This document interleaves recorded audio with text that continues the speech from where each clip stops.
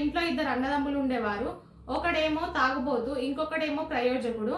అయితే ఆ తాగుబోతు దగ్గరికి వెళ్ళి నువ్వు ఎందుకు ఇలా అయ్యావని అడిగితే ఆ తాగుబోతు చెప్పిన సమాధానం ఏంటి అంటే, అంతా మా నాన్న వల్లే, మా నాన్న ఎప్పుడు తాగుతుండే, మా నాన్న మమ్మల్ని ఎప్పుడు సరిగా పట్టించుకోలేదు, మాకు ప్రాపర్ ఎడ్యుకేషన్ కూడా ఇప్పించలేదు, అందువల్ల నేను చిన్నప్పటి నుంచి మా నాన్నని చూసి చూసి ఇలా తయారయ్యాను అని చెప్తాడు.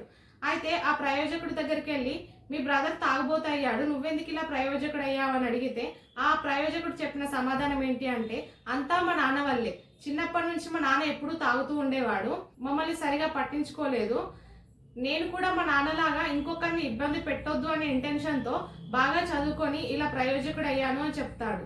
స్టోరీ ఇక్కడి వరకే.